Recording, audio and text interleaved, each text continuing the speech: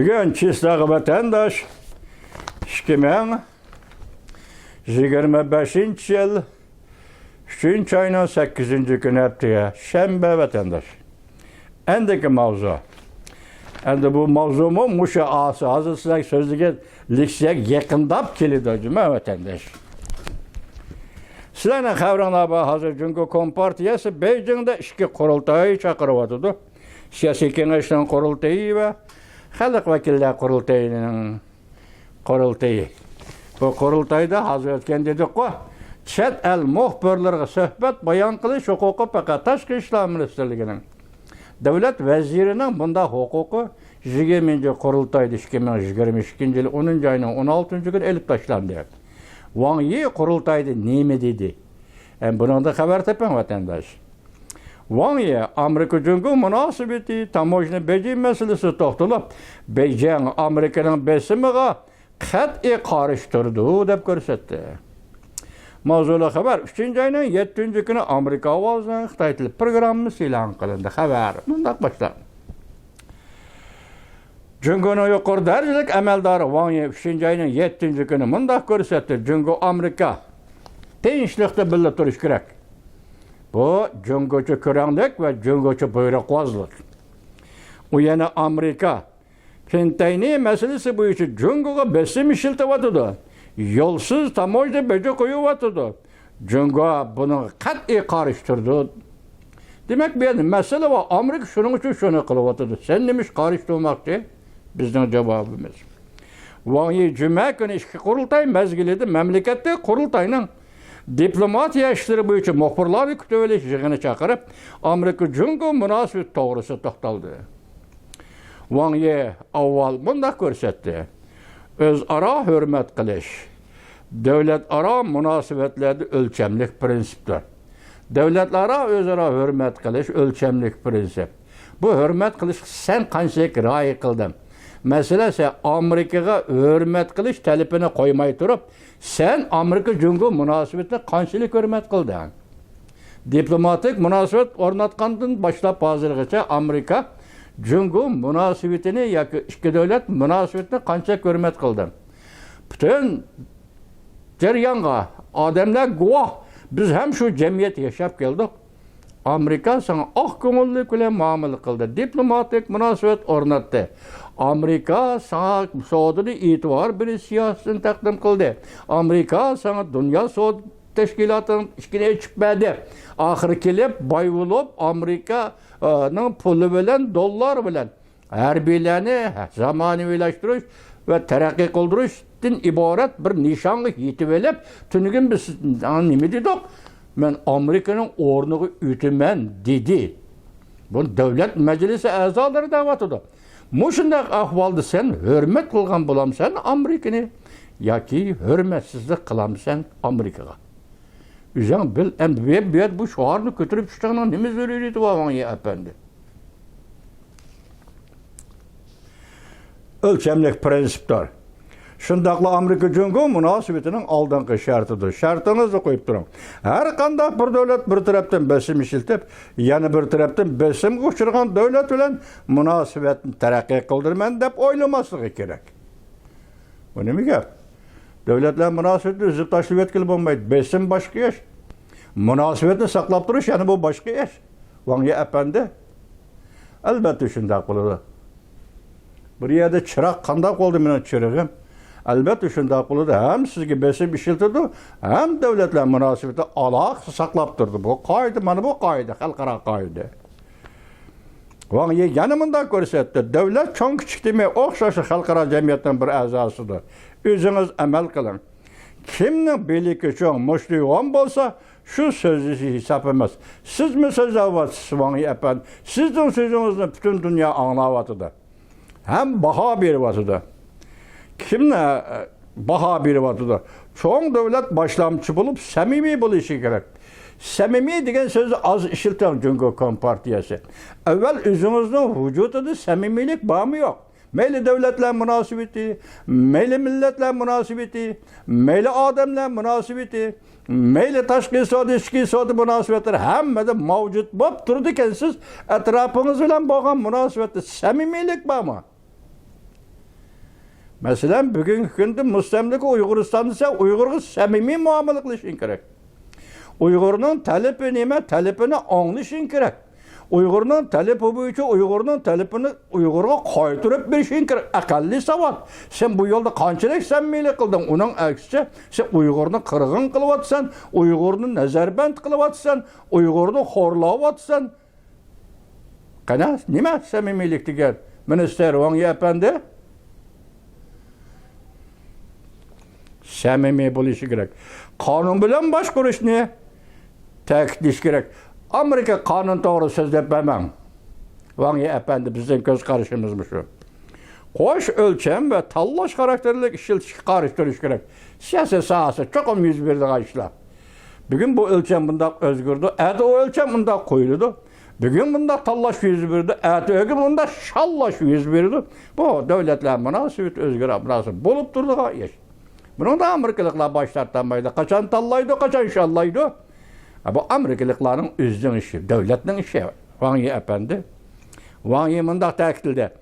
Pishib yetilgan avrashim va muqim Jungo Rossiya munosabati bir ishga yo'liqqanda yoki bir vaqtga yetib kelganda o'zgarib ketmaydi.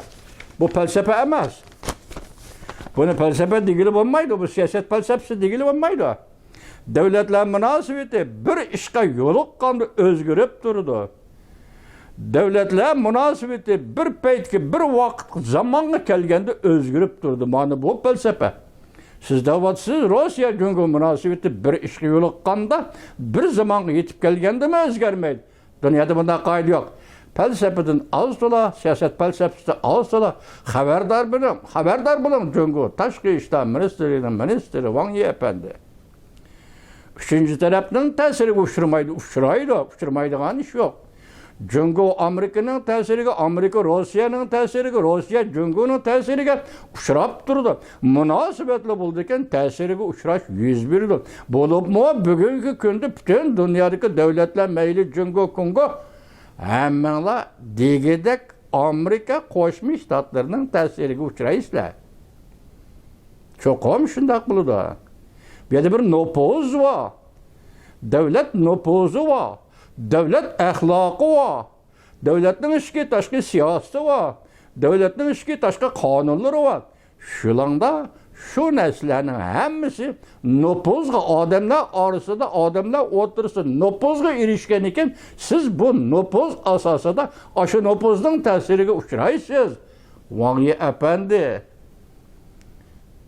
Bugun Amerika bozorini echmagan ekan, sizning mol tovarlaringiz Amerikaning bozoriga kiradi ekan, agar sodada u gap, sodada bu gap o'tirib chiqsa, siz bu ta'sirga uchraysiz, ham qabul qilishga majbur bo'lasiz Wang Yi apandi. Haydi shu. Obzorchi Zhuang Jiapin mundaq hisobladi.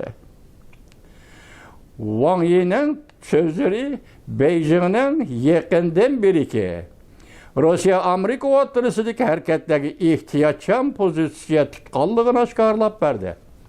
Demak, hech aytolmaysiz Rossiya Jungo munosabati bugun nima? Hech aytolmaysiz Jungo Rossiya munosabatining keyingi taraqqiyoti nima bo'ladi?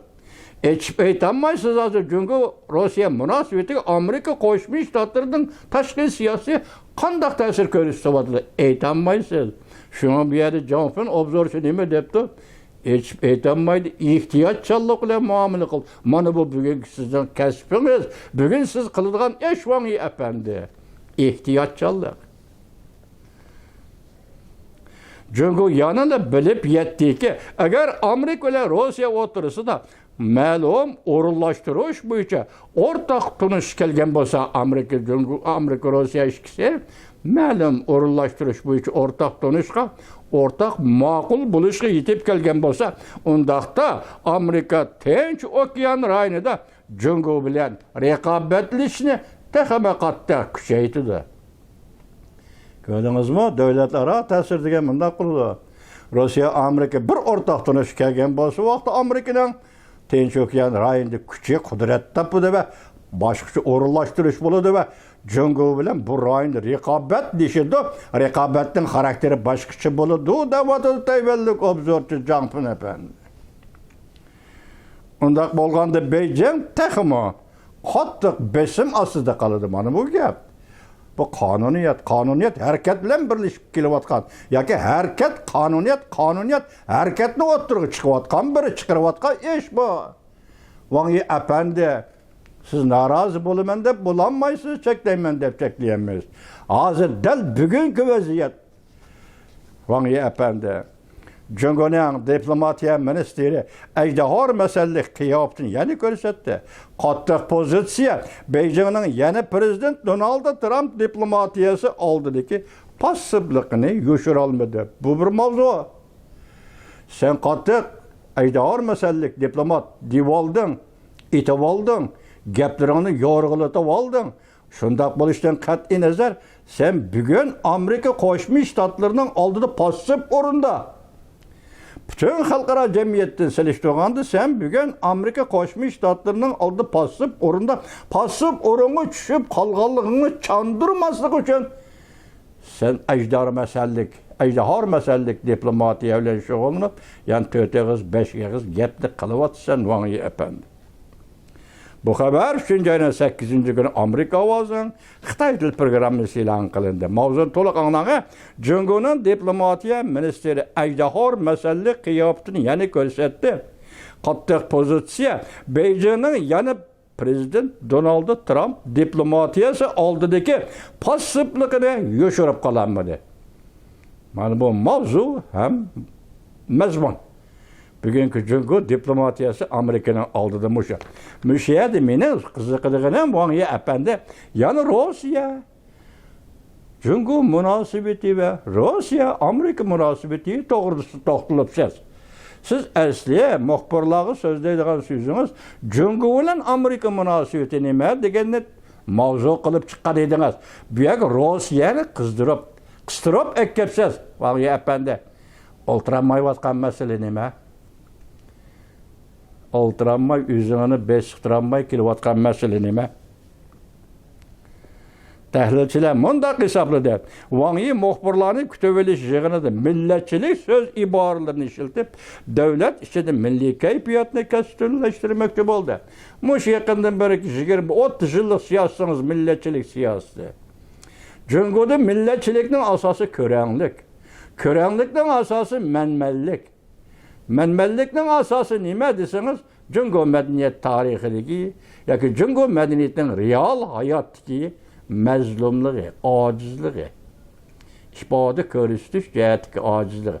Qancha ojiz bo'lsa, o'zini kuchli ko'rsatish bu ko'ranglikka singib kelgan yoki ko'ranglik shakli bilan o'ttirib chiqib o'zini ifodalaydigan Xitoy millatchiligi.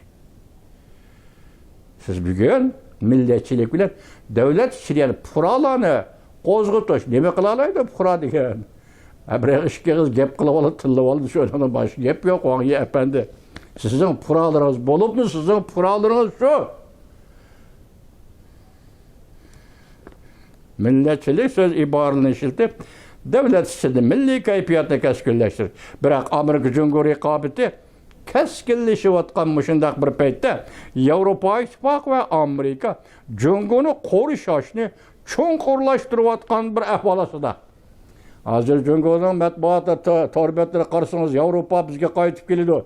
Yevropa bilan Amerika dushmanlashdi. Yevropa o'zini Amerikadan nari tortdi. Quruq gap. Ammo nima debdi mana? Amerika Qo'shma Shtatlarida Yevropa Ittifoqi Jungoni qo'rishavga elayotgan bir paytda. Shundaqla Jungo bilan Amerika Qo'shma Shtatlari o'tirishga raqobat keskinlashayotgan bir paytda Jungo yer shari strategik muhitiga taqobil turish jihatda yanada passiv o'rinda turibdi. Mush vaziyat aslida Jungoning diplomatiyasi yo'q. Asli cho'ng davlatning diplomatiyasi bo'lishi kerak edi. Jungoning diplomatiyasi yo'q. Masalan, boshqani qo'yib turaylik. Rossiya Ukraina urushini oxirlashtirishdan iborat mush masala bo'yicha elib berilgan suhbatlarda sizga oyoq tuturing, Yevropa degan ismi yo'q. Bilib oling. Jungoning tashqi ishlar ministri Vangi apandi.